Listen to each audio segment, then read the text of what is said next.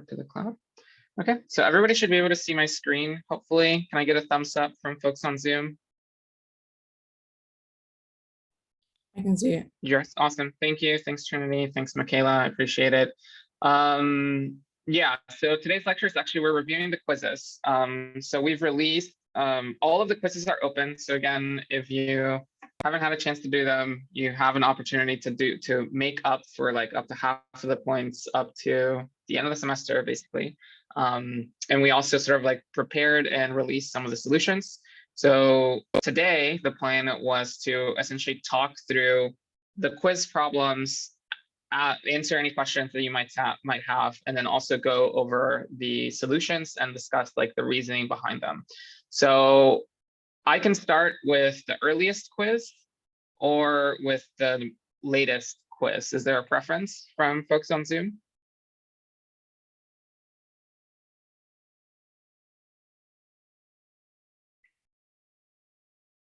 No? Okay. Okay, I'll just start, I guess, from quiz 1, I suppose. So quiz 0 was really just like demographics, didn't actually have any questions. So this is going to be mostly a review lecture for everything we covered so far, because we're about to jump into greedy algorithms, which are going to be a little bit different from what we've seen. Okay. So yeah, let me open up. So this is the solution set. So you guys, this is open to everyone. It's actually public. You can take a look whenever you get the time afterwards. So just going over the review, the very first question was asking you to recall the definitions of big O, big omega, and big theta. And then based on these definitions, it wanted you to select which statements were true. So these were the 3 statements that were true in the quiz itself.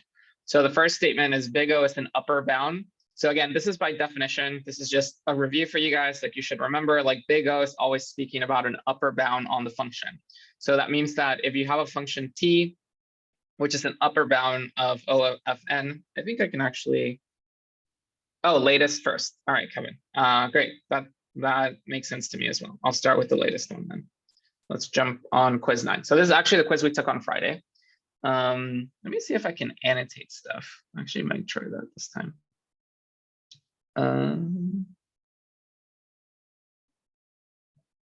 Draw. Spotlight. Vanishing pen. Okay. Great. Okay, so you guys are able to see this. Okay. Oh, but then I can't. Then I can't click. Nah, whatever. Okay. So I need an iPad. All right, apologies for the technical difficulties, guys, but you know, stay with us. We'll have our normal scheduled lecture on Friday.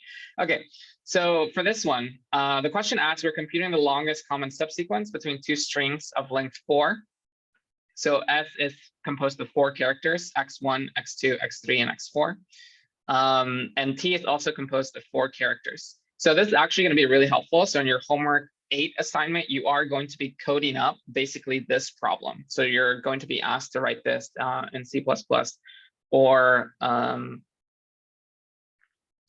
C++ or Python, whichever you prefer. So one thing to notice, first of all, is that this matrix is actually of size 5.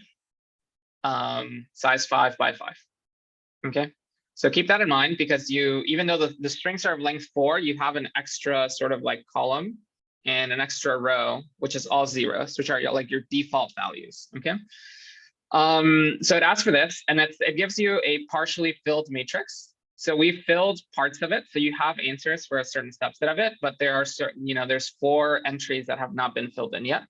And then the very first question asks you to look at x1. So actually, let me not use the vanishing pen. Let me just use like the normal pen. I think this will be better. It asks you about x1 here and y4.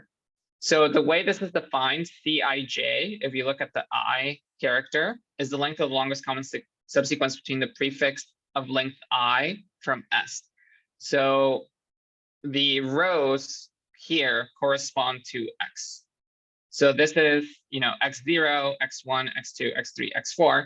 So we're looking at x1. So that means that corresponds to this row is the one we're filling in when we're looking at x1. Right, x1, and we're trying to compare it. We're asking questions. Does it equal each of the characters of y. So the columns are going to be y. So this is y here.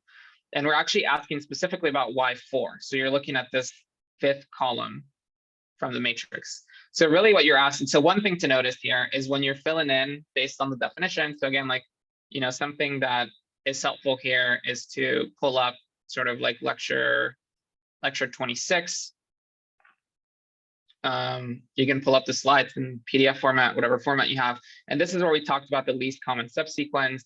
And the one thing that is like useful to remember is basically the recurrence relation that we came up with. So this is a little hard to see because I have a bunch of annotations, but we talked about how Cij, the ijth entry, is either 0 in the base cases, or if the ith character matches the jth character of y, then Cij is equal to 1 plus Ci minus 1, j minus 1. So again, like looking back at our quiz, what that means is that there's two options for this one. Let me jump back to drawing. So this one, yeah. So this one here that we're looking at either came, there's two options. Either the fourth character of y and the first character of x matched, which means it was given then by 1 plus c of, so this is, this is c of 1, 5.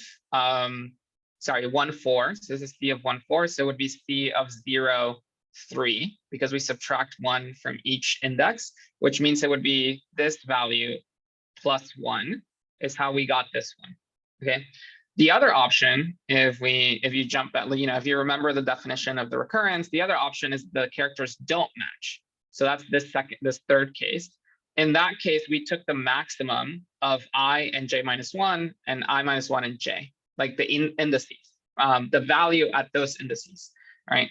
So going back to what we were drawing here, the other option would have been to take, let me see if can I change color, or is this like the only color available? This might be the only color. The other option is that you took the maximum of these two values, right?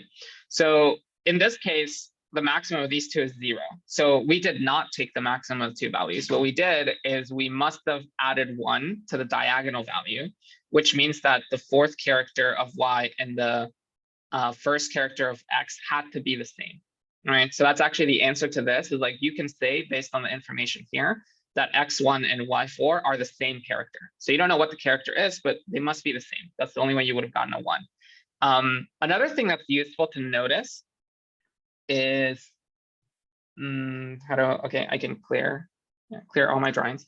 Another thing that's useful to notice is that the first character x1 here, right?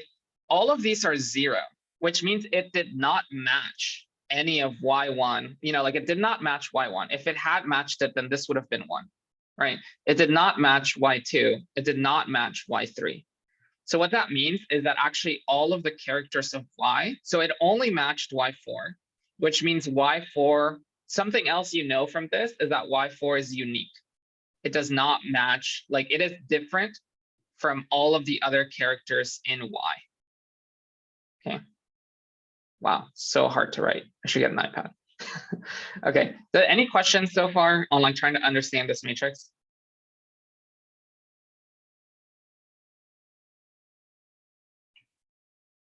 Nothing on the chat. Okay, so I'm gonna keep going. So the answer to number 1, and you can see here, is that the characters are equal. We can see this by looking at row 1. It's all 0s until we get to column 4, which means that x1 matched none of the characters in y except for y4. Right? So now we ask, okay, what can we say about x2 and y3? So again, this is actually a very similar argument, but you would look at x2 and y3. So you're looking at this row. So this is x2, and you're looking at this column. This is y3. And again, if you remember the recurrence, you can see that we did not take the maximum of these two. We actually had to plus 1 the diagonal. So that means that these characters had to match. And something else that you notice as well is that x2, this character did not match y2 or y1, right? So these don't match at all, which means again that now you also know, that y4 does not match anything in y because it's different from all of them. You also know that y3 does not match y4 because we just said that, but also y3 does not match the other characters. So both y4 and y3 are unique in y. And that's going to be helpful to answer like some of the other questions as we get as we scroll down. But by a similar argument here, what it turns out that x2 and y3, they do match. They're the same character. That's the only way you get +1. Okay. So question 3 then asks you about x2 and y4. And again, something to remember, right? So this is actually a trickier problem, but you know, if you've been following along, it's okay, good. So I have to use the mouse. So if you scroll up, we're looking at x2 and y4. So that means we're looking at this row here, x2, and now we're looking at y4. Okay.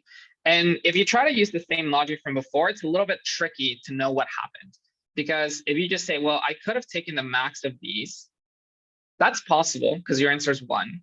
I could have also just done 1 plus this 0, right? And the answer is 1.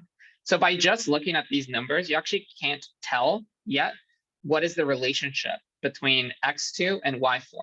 However, if you look at y3 here, you notice that it's pretty obvious that for y3, we did not take the maximum of these numbers. We had to do 0 plus 1 in order to get to this 1. So what that means is that x2 equals y3. So they're the same character. However, from before, we know that y4, right? y4 is not equal to any other character in y. It is different from all of them. So by that logic, you know, if x2 is the same as y3, but y3, basically we know that y3 is not equal to y4, then that means that x2 is not equal to y4. So again, the answer for, you know, if we scroll down, let me clear my drawings. The answer for this one is x2 equal to y4 is again, it's actually, what can you say about it? You can actually say they're not equal. They cannot be equal. And again, the logic is by row 2, we know that x2 matches y3. However, we know that y3 and y4 are not the same character. They cannot be the same because, you know, we basically deduced that when we were solving question 1. All right, any questions on that part of the quiz? This is probably one of the trickier quizzes that we've had so far, but it's basically just trying to like figure out like what can you say based on the information you have. I'll wait a second on the chat in case there's any questions.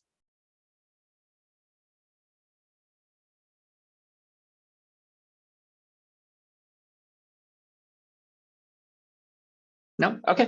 All right. So let's continue. Right. So again, this is hopefully a review for the least common subsequence problem for you guys. So now we're getting it's getting more interesting. So question 4 is actually asking you like, what is the value of the heart? Okay. So really when you're looking at the heart, right, so going back up here, now we're trying to figure out what is the value of the heart? What should go here? The question you're asking as well is y4, does this match x3? That's the question you want to know. Because if they don't match, then you would take the maximum of these two, which is 1.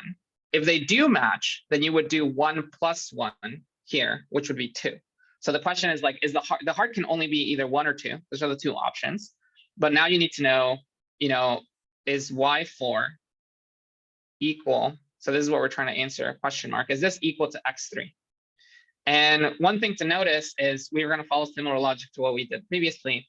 For x3, we know that x3, because of this 1 here, and because these two are 0, we know that x3 had to match y2, right? So we know that x3 equals y2. However, again, we know that y4 is unique in y. It is not equal to any of the other characters in y. Because if it was equal, then x1 would have matched one of these earlier, right? So if that's clear to you, then it should be pretty obvious that then y4 cannot equal x3 because x3 equals y2, but we know that y4 is not equal to any other of the y's. Therefore, y4 must not equal x3, which means the value of the heart is going to be the maximum of the two diagonal values. So it's going to be 1. Cool. Yeah. Hopefully everybody's following along with that one. So that's for this one. So the value of the heart is 1, same logic. We're gonna ask again value of the spade. This is very similar, so I'll try to maybe go through it a little bit faster, but you should be able to follow the same logic. So we're looking, so the spade is this one, which means we're asking about we're asking about x4, and we're asking about y3, and we're trying to figure out, hey, are you guys equal? Okay. Now this one's a little trickier because like we actually don't, like it depends on these numbers. So if they are equal, this would be 2. So that's one option. If they're not equal, then it's either 1 or whatever the value of the clubs. Yeah, whatever the value of the clubs is. One thing to notice is that the clubs can at most be 1. Okay, because the clubs can only be 0 plus 1 or the maximum of 2 ones, which is 1. So in that case, we have 1, 1, 1, which means that this value can only be a 2 or a 1. These are the two options. And it just depends on whether x4 is equal to y3. But again, by similar logic, we notice that x4, because of this one here, is equal to y1, right? So we have x4 equals y1. We know that for a fact, because that's the only way we can get this one. However, we know that y3 does not equal any of the other y characters. So again, similar logic, that means that y1 does not equal y3, therefore x4 cannot equal y3. And how do we know that y3 does not equal any of the other y characters? Or at least that's because when we were comparing here for row 2, x2 is equal to y3, right? That's how we got this one. So x2 is equal to y3. But if x2 was equal to y2, then you would have gotten a 1 here, or you would have gotten a 1 here. So that means that x2 does not equal y1, does not equal y2, but it does equal y3, which means y3 does not equal y1, does not equal y2, right? So again, by that logic, and again, this is all basically just like trying to like write out the logical conclusions. The value of the spade has to be 1 because it is the max of the 2. And then we talked a little bit about the value of the club. The club has to be 1 as well. Again, similar logic, so I'm going to skip this one. And then the last one is the value of the diamonds. It turns out, again, like if we can do it, so we can just work it out. But if you follow like very similar logic to what we've done before, you actually, the hearts is 1, this is 1. So this is either 1 or 2, and it just depends on whether y4 equals x4. But we already know that y4 does not equal any of the y's, and we know that x4 actually equals y1. So they're not equal, right? So again, because they're not equal, you would take the max of the heart and the club, the heart and the spade, and each of these are 1 because we answered them before. So the answer for the diamond is also 1. Yeah, so basically like once you have those two logic, so I think like the two key things to notice this is that not only like two things to keep in mind, not only can you look at the 1 and be like, oh, these two are 0 and this is 0, which means, 4 has to match 1, right? I think that's most people look at that and they say like, oh yeah, that makes sense. But you can also look at this 1 and you can look at the fact that all of these are 0 before it. And you can say, oh, that means that x1 was not equal to y1. It was not equal to y2. It was not equal to y3, but it was equal to y4, which means y4 is not equal to any of 1, 2, or 3 on y. So, and then basically we use that fact for most of the questions here. Is that clear to everyone? Any questions? I'll pause for a second.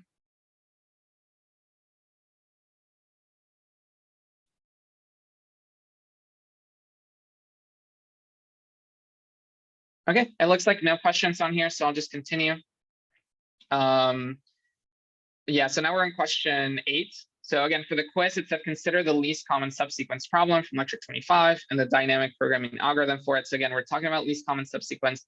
Again, for homework 8, you're going to be coding this up. So it does matter that you understand how it works.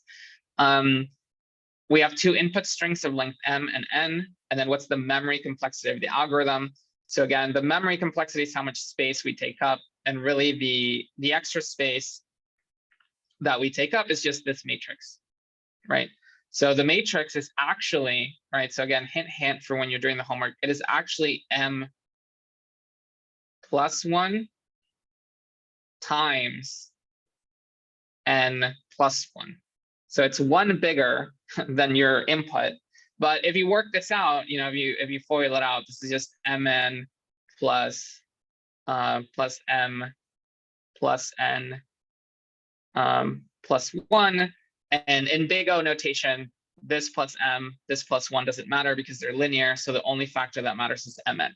So in big O, it's still Mn. But when you actually code it up, you're probably going to need a slightly bigger matrix. Obviously it depends on how you implement it. But again, this is some of the details that you don't go into when you are talking about pseudocode, but it is something that you have to think about when you actually write the code for it.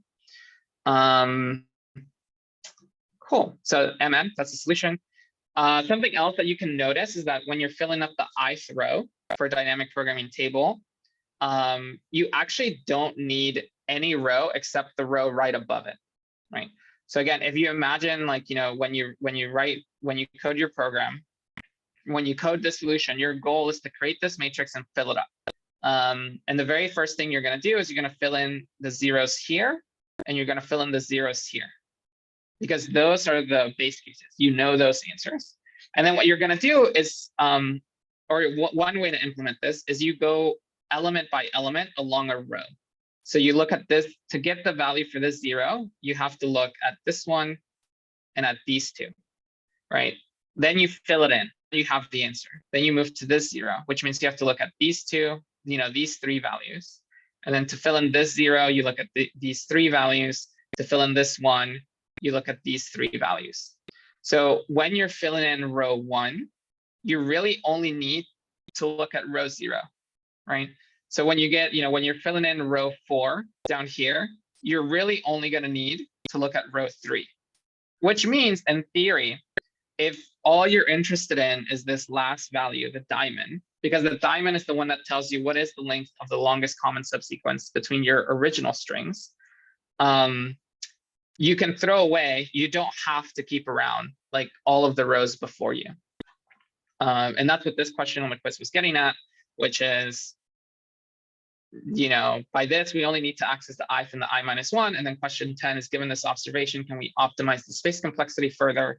And the answer is yes, because you don't actually have to keep the whole matrix. If you're clever, if you're smart about how you implement it, you could get away with just keeping 2 rows, the previous and the one I'm doing right now. And then the one you're doing now becomes the previous, and then you move on to fill in a new row, right? Any questions so far on quiz 9, which is the latest? Thanks, Kevin, for suggesting. Any, yeah, so that's quiz 9. Any preferences for what quiz we want to go to next? Michaela or Robert, anyone? Jordan on Zoom? Hey, no, I don't have any questions.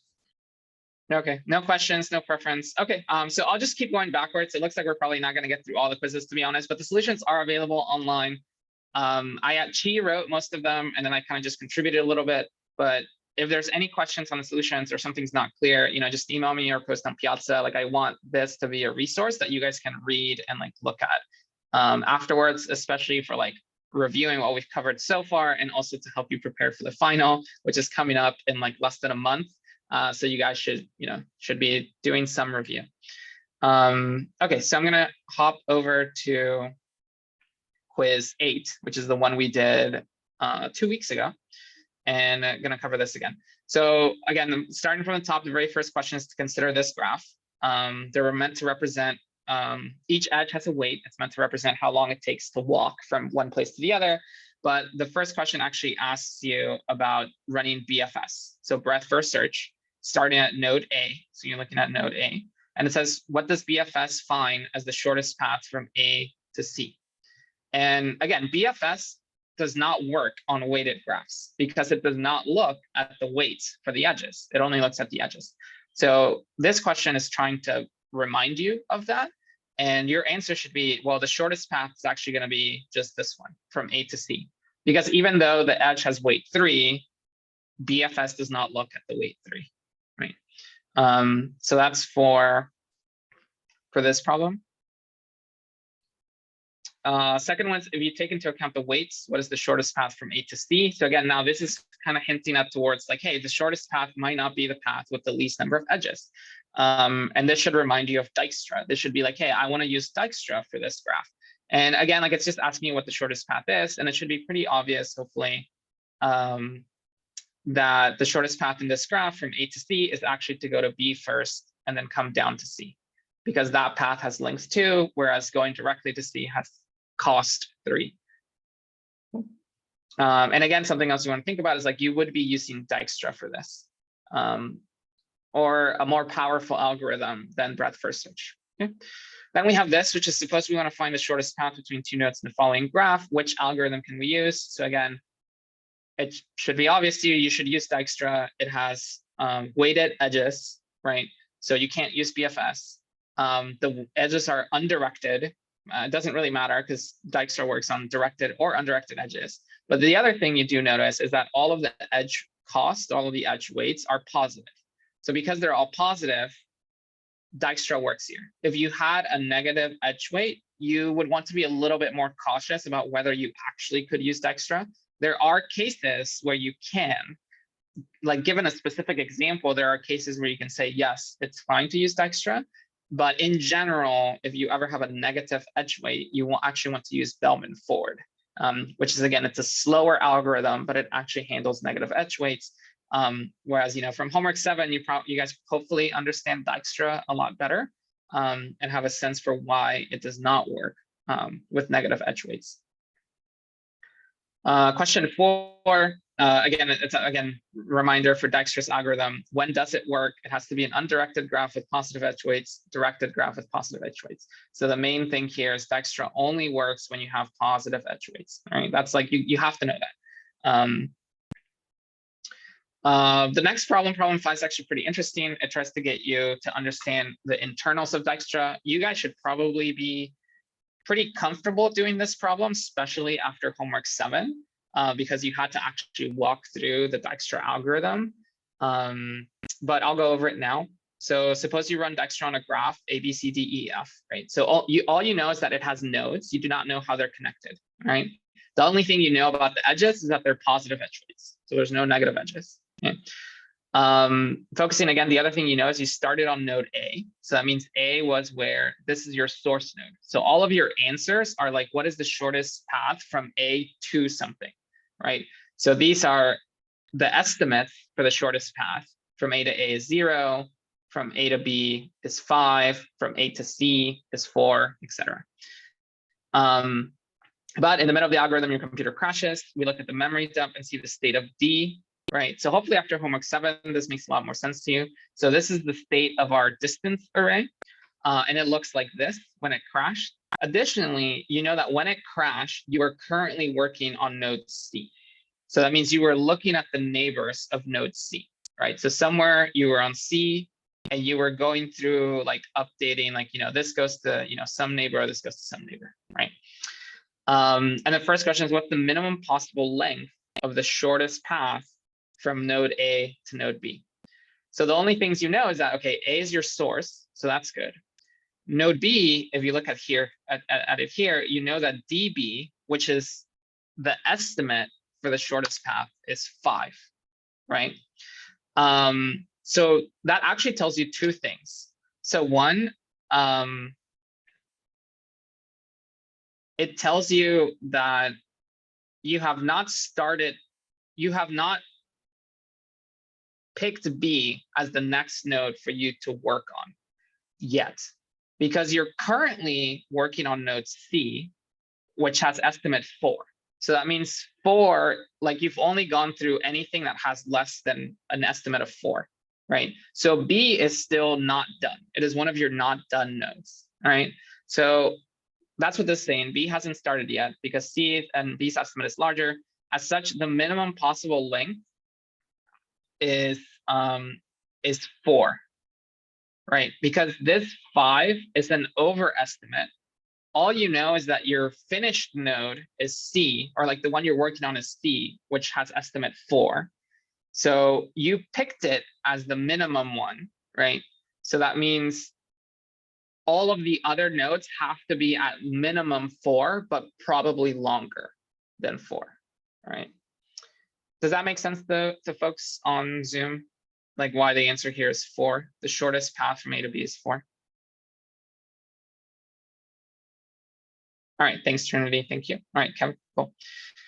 All right, so on 6, we have what is the maximum possible length. So you're looking, oh, what is the maximum possible? And you're still looking at A to B. So this is actually a lot easier to answer because, again, the D array itself is an overestimate of lengths, right? So they start all at infinity. So the way to answer what is the maximum possible distance from A to some node is you can actually always just directly look at the D values because these are the overestimates. So for B, it can be at most 5. So it has to be at least 4, at most 5. That's it. That's what you know so far based on what you've processed for B. Great. Let's scroll down. So 7 is what is the minimum possible length of the shortest path from A to E. So again, this is a good one to look at because it's different from A to B. And the thing you notice about A to E is you actually notice that the estimate for E is 2. But you're currently working on node C, whose estimate is 4. So that means that node E is already done, right? If it was not done, you would have picked E first because you picked the minimum, right? Like once you're like done processing a node, you look at all of the ones you have not processed yet, and you pick the one with the smallest estimate. Right? So because we're currently processing C, right, that means that we must have already finished E. So actually, not only do you know that the minimum possible shortest distance from A to E is 2, you also know that the maximum is 2. And in fact, you know that the shortest distance is 2. You are done with node E. So that actually helps you answer the rest of the questions, which is maximum possible length from A to E is 2. And minimum possible length from A to E is also 2. And then the last one is just a question to make sure that you guys understand Dijkstra. But basically, the idea is that you always pick the Dijkstra will always start processing nodes however close they are to you. So it starts with like the source node, which is the one that's distance 0, and then it updates its estimates, and it will always grab the next closest node. Like that's actually closest, right? So in true length. So for this question, I think this was compared to Times Square, Hollywood Sign. Anytime you run Dijkstra from the Greensboro Science Center, it will always go to the Bendito Burrito first because it is actually closer. Okay. We've got another 8 minutes for the rest of this. We're obviously not going to get through all the quizzes, but I don't know if you guys have any questions that anybody wants to bring up, or if you just want me to jump onto like quiz 6. Anyone on chat or anybody want to speak up on Zoom?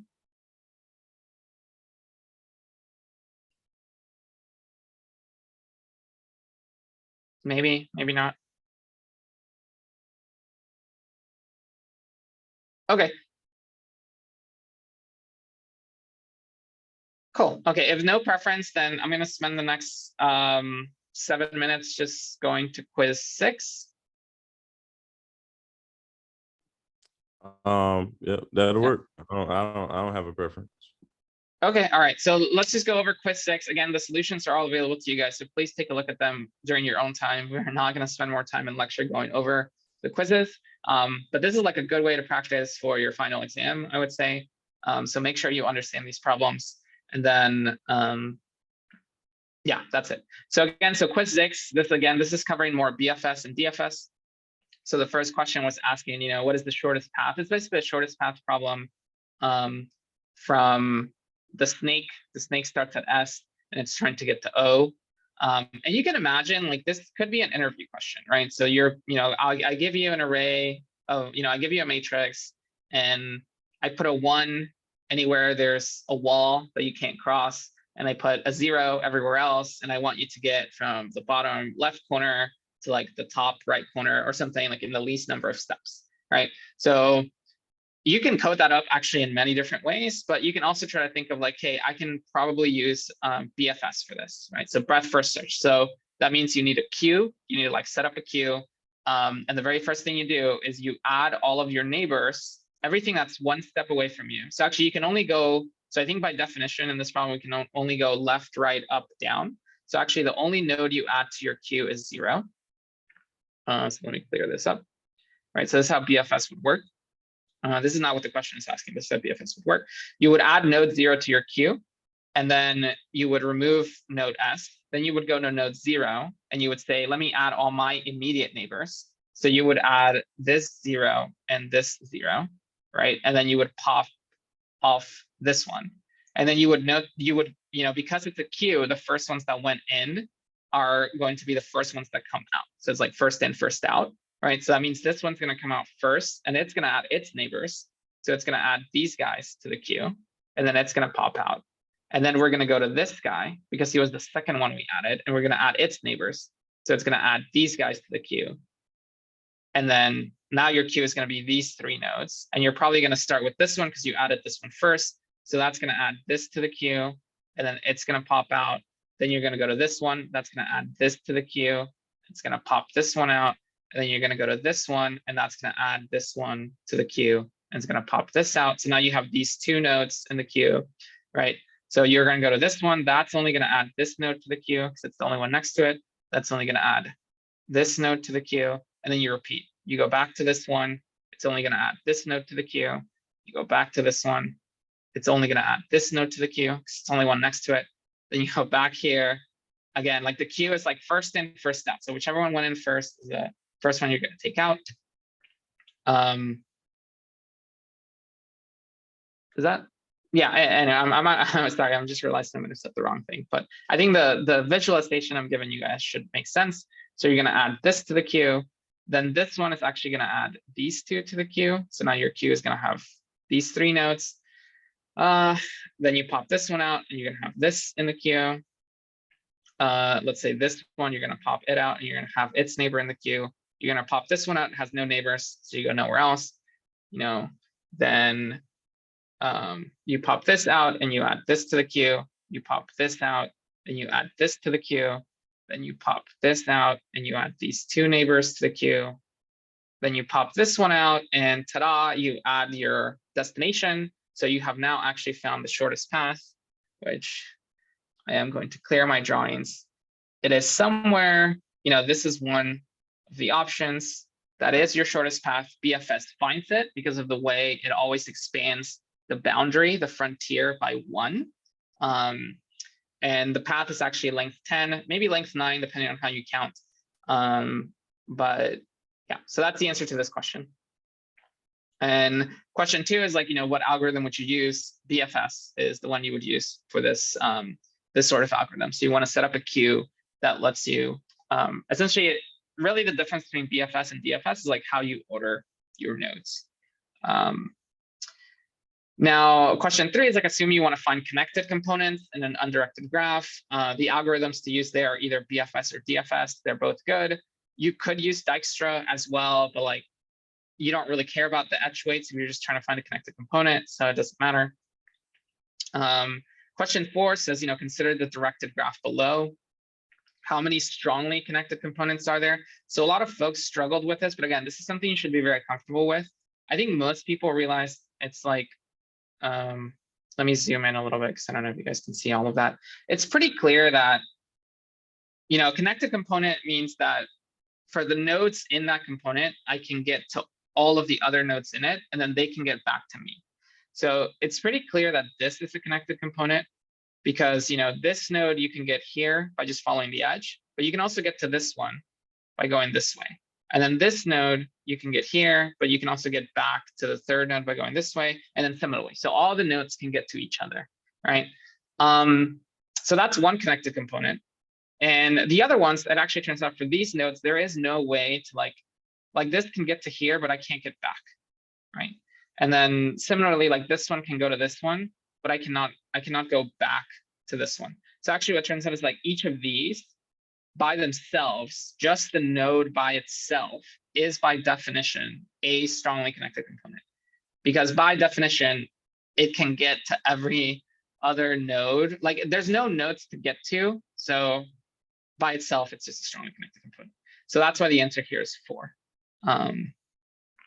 For this problem, there's 4 strongly connected components. Cool. And then the interesting one, this is actually interesting, like what is the minimum number of directed edges you can add to the graph to make all the vertices strongly connected? So there's actually, you just need to add this one edge. And if you add this one edge, hopefully it's clear to everyone on the call. Originally we had this as a strongly connected component, so that's a given. But now actually, this node, because it can get to this one, then it can get to everything in that strongly connected component. And then because this node can get back to it, then all of the nodes in the strongly connected component can get to this node. So now this node belongs to this strongly connected component. And you can see that because we've added this edge, basically like all of the nodes are now reachable from the component, and then they can all reach into the component, which means they all belong to one giant strongly connected component. Yeah. And that this is you have to add at least one edge. There's other ways to make this strongly connected, but it takes more edges. For this one, we've got a few more minutes. I'm just going to wrap this one up. It's running what's a valid topological sorting. So again, topological sorting is a sorting such that you don't have any if you come after a node, that means that all of the edges, all of the nodes that come before you have edges pointing into you at most. You don't have any edges going back to a node that came before you. Another way to look at it is like, what is the source? So there are 2 possible sources. This is one valid solution. There are many valid solutions. C and F are both possible sources. So either of these can get you started for a valid, topological sorting. And then basically, if you have F, you know that D and E have to be after F. That's all you know. But D, E, yeah, so all these 3 have to be after F because F has edges going into it. So whatever sorting you have, F goes somewhere, and then D, E, F have to go after, but they themselves can be in any order they want. The one thing you do know is that A goes at the end because it has to go after D, E, and F because they all have edges going into it. And then, that's basically like the only restriction. This is one valid sorting. There are many valid sortings. Like you can swap the C and the F, and that's still valid. Like you can put the C first, and that's fine. The only restrictions are that F, E, B have to go after F, B has to go after C, and then A has to go after D, E, and F. Yeah. Any other anything any ordering that satisfies those is a valid topological sorting. Yeah. Smallest topological. So then, yeah. I think for these ones, I asked you to write the letter that appears in the alphabet first. Yeah, so again, this is just, it's another valid topological sorting, but it just has the letters also sorted alphabetically. So between C and F, either of them can go before the other, but we just said, hey, C will go first because C is like this smaller alphabetically, right? And I think we're a little bit over time, so I'm gonna wrap up the lesson today here. Again, we have all the quiz solutions posted for you guys, so I do encourage you, if you did not understand something in the quiz, to go check it out. Otherwise, thanks for dropping by, and apologies for you guys not being able to join the lecture call, folks, but I'm sure Chi did a great job teaching them. So I'll see you guys on Friday. Hopefully it's gonna be really awesome. We're gonna cover Huffman coding and a lot more greedy algorithms that I'm really excited about. So I'll see you guys then. All right, take care. Bye, guys. Have a good day. Bye. Yeah, thank you. Thank you.